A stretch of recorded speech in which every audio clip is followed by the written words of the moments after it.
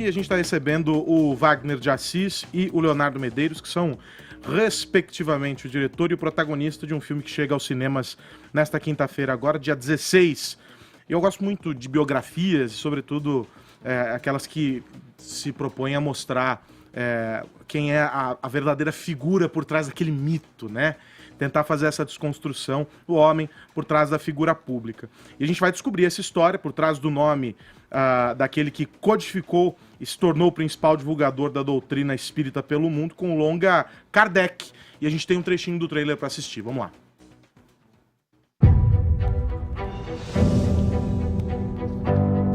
Em toda Paris, as pessoas estão enlouquecidas com essas mesas. Desespero nesse mundo sombrio. Só isso poderia explicar a crença em almas de outros mundos. Vamos acabar com essa farsa.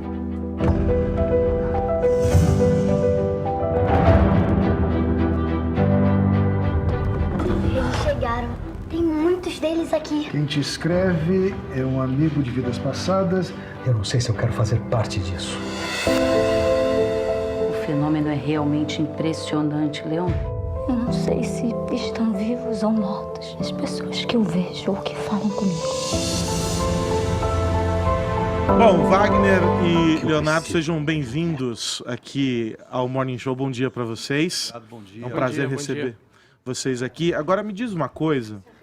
Essa história das mesas girantes ali, por que as pessoas estavam enlouquecidas com essas mesas? Explica pra gente. Elas aparecem ali ao longo do trailer. Porque justamente era isso mesmo, elas giravam, elas voavam, era um fenômeno que assolava a Europa inteira naquela época. Esse fenômeno começa nos Estados Unidos, ali por volta de 1848, com as irmãs Fox, que também são conhecidas aí do meio. E, incrivelmente, as pessoas se sentavam ao redor da mesa e elas ganhavam força, andavam para um lado, andavam para o outro, e livremente da influência de qualquer pessoa. Isso virou uma febre, era uma coisa que é mais ou menos como a brincadeira do copo, virou, né, atualmente, mas era um fenômeno que assolava aí os salões franceses, as casas francesas e etc. Ou seja, era uma loucura mesmo, a mesa voava, né? Vocês fazem a recuperação, enfim, da história dele a partir de que ponto? Da virada ali para quando ele se torna... Exatamente. Ele o filme é justamente o momento de transformação, em que ele deixa de ser esse professor cético até certo ponto, um pedagogo, um cara respeitado na França por todo o seu trabalho com educação. E aí ele se permite presenciar um desses fenômenos e aí ele começa a investigar do ponto de vista científico, racional, o que eram aqueles fenômenos. Porque as mesas davam respostas às perguntas das pessoas, batidas, enfim, movimentos, ou seja, e aí ele criou a ideia, se a resposta é inteligente, a origem tem que ser inteligente também. E isso fez com que ele criasse um grande método de pesquisa racional e assim nasce todo esse trabalho que ficou conhecido como espiritismo. A codificação espírita nada mais é que uma pesquisa funcional sobre fenômenos, e aí depois ele começou a usar médiums e fazer as perguntas certas, eventualmente, perguntas que todos nós nos fazemos, né? Exatamente, para fazer essas comprovações, né? Isso que eu achei super interessante do trailer, porque o tema do espiritismo, eu acho que muita gente não é espírita, mas tem curiosidade, né? Acho que traz essa curiosidade, mas esse aspecto científico associado a essa história, enfim, de mesas que giram, de coisas que a gente pode atribuir ao sobrenatural. Essa é um pouco da ideia do filme? Eu acho que é desmistificar, né, principalmente, quem foi essa figura e o que significa todo o trabalho que ele fez. Ele realmente partiu de um ponto de vista científico, ele se recusava a acreditar em fenômenos extraordinários, sem explicação. E eu acho que é muito esclarecedor. Eu acho que o Kardec, esse nome é tão sonoro, né? Todo mundo sabe que... Todo mundo já ouviu... Que existe o Kardec, mas não exatamente o que ele fez, né? Eu acho que o filme, ele tem além de ser um filme muito legal de ver, uma reconstituição de época, um filme incrível de ser visto, com atores maravilhosos, ele esclarece a gente realmente de quem foi esse cara, da onde ele partiu, como ele chegou nas conclusões que ele chegou. Por que vocês acham que o espiritismo achou no Brasil um de seus principais ninhos, assim? quando eu fui no Père Lachaise, lá no cemitério de Paris, o túmulo do Allan Kardec tem muita coisa em volta, mas há muita coisa vinda de brasileiro. O Brasil é um dos maiores países espíritas do mundo, assim. Mesmo a França talvez não tenha tantos espíritas quanto o Brasil. Por que a história do Kardec apela tanto para os brasileiros? Pô, boa pergunta. Eu acho que, na verdade, porque talvez junte um pouco de fé e razão, né? Porque talvez junte um pouco do que faz parte da nossa da alma brasileira, né? E também porque, efetivamente, tem um aspecto do trabalho dos espíritas. Isso tem muito pouco no filme. O filme é muito menos sobre o espiritismo e muito mais sobre o Kardec. Mas o espiritismo, uma das leis, assim, um dos trabalhos, melhor dizendo, é a caridade, né? Uma das frases é fora da caridade não há salvação. E realiza-se muito trabalho social, muito trabalho de caridade. Isso basicamente tem a ver com a natureza do nosso povo, que se ajuda, que na hora da dificuldade também, nas horas normais, está lá se ajudando. Talvez seja isso, talvez seja um pouco também por conta do trabalho de um moço chamado Chico Xavier, né? Cuja idoneidade e a probidade ao longo de sua vida aí mostraram que não é só o fenômeno, mas é o fenômeno com o seu trabalho moral e ético envolvendo isso. Talvez, viu, os especialistas em espiritismo talvez possam dizer, mas é fato que o Brasil hoje é a nação mais espírita do mundo, né? Leonardo, eu queria saber como foi o seu trabalho de construção para esse personagem, se você já tinha um conhecimento sobre ele e pontos de identificação também sobre religião, sobre ser cético. Eu cresci numa família muito espírita, né? Eu, assim como o Kardec, sempre fui muito cético e apesar de ter vivido, embebido nessa cultura e testemunhei muitas coisas, porque a minha família tem muitos médiums importantes. Que tipo de coisa que você já testemunhou? Eu já vi médiums, tios, incorporando avós ou tios-avós. Eu vi coisa mexendo. Mas assim, eu como adolescente e jovem adulto, eu sempre tive um princípio de rejeição. Porque eu sempre esperei que isso acontecesse comigo, dentro de mim. E eu nunca tive essa experiência, assim como o Kardec, né? Que ele testemunhava e documentava e chegava a conclusões. Ele nunca teve uma experiência. Nesse sentido, o filme é muito bacana também, porque não é um filme extraordinário nesse sentido, não tem sensacionalismo, é a vida do cara.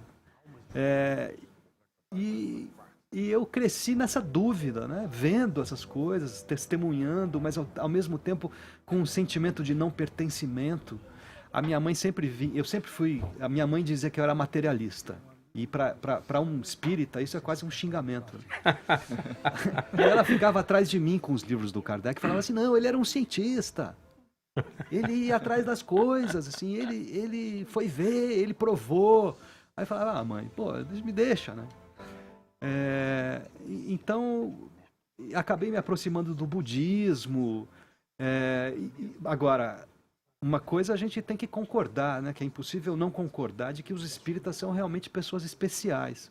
A minha convivência com eles me mostra assim, que eticamente é irretocável, insofismável, porque são pessoas legais, são pessoas boas, são pessoas que é gostoso estar junto delas, porque você não se sente ameaçado, né? Dá segurança, são pessoas caridosas. A ideia da caridade num país como o Brasil, inclusive, ela é muito bem-vinda, né? Porque a gente precisa de partilha, mas tô aqui pensando, a gente não pode só falar do filme e não causar nenhuma polêmica, assim. Então, estou pronto para trazer uma polêmica para a roda.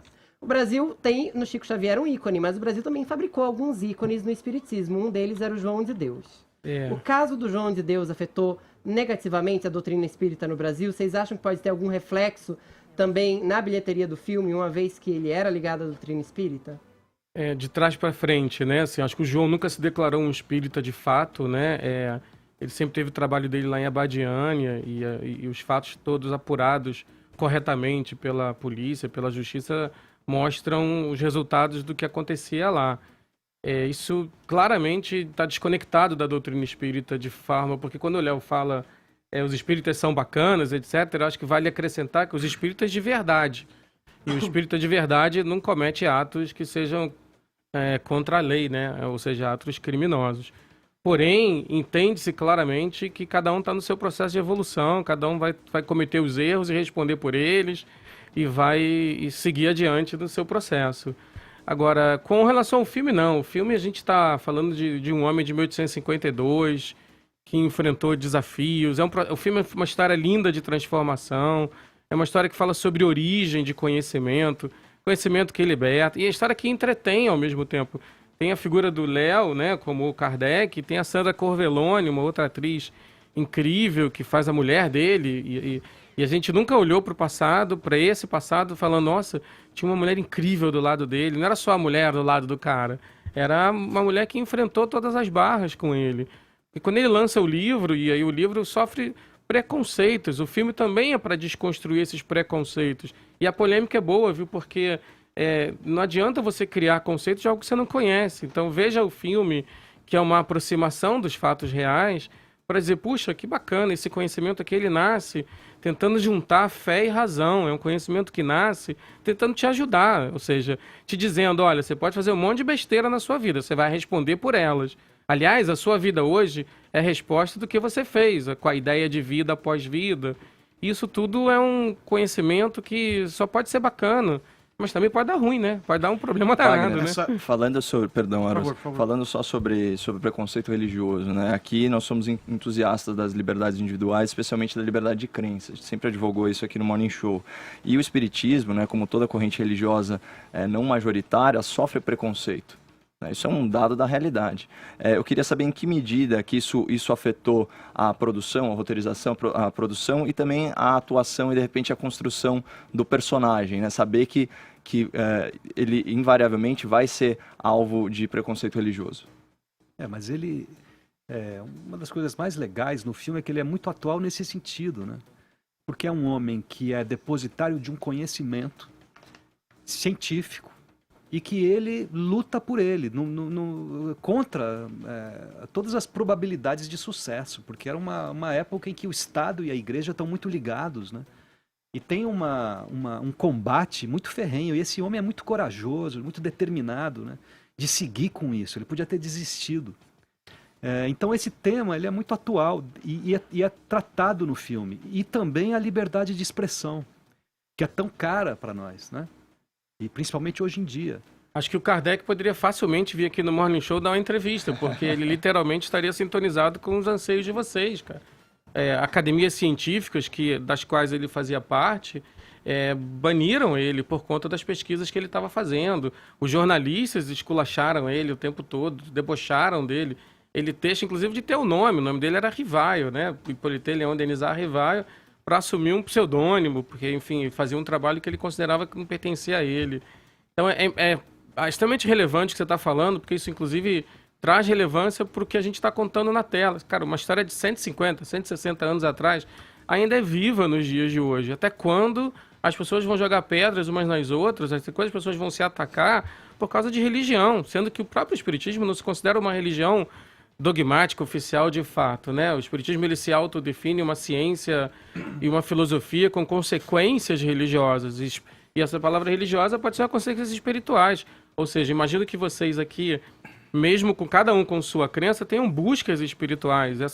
E o que o Kardec mais fez foi perguntar, de onde vem como é que a gente nasce, o que é o livre-arbítrio, o que é Deus. A primeira pergunta que ele faz, e a que abre o livro dos espíritos, essa inclusive está no filme, sem querer dar spoiler, é o que é Deus. Ele não pergunta quem é Deus ou onde está Deus, é o que vocês, espíritos, definem como essa ideia de Deus.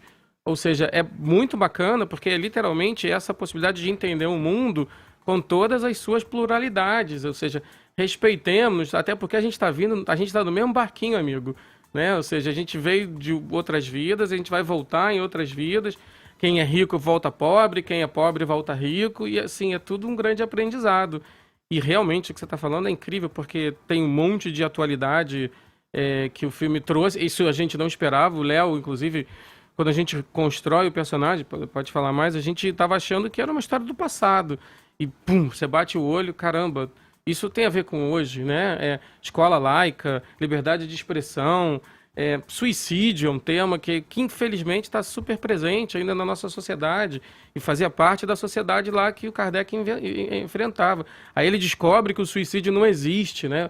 Porque o cara se matava em Paris, ele pedia para a espiritualidade trazer o espírito do cara à mesa de estudos e pesquisa, assim, e aí, é você mesmo? Pô, sou eu. Eu tentei me matar, mas não morri. Ou seja, estou sofrendo horrores pela bobagem que eu fiz.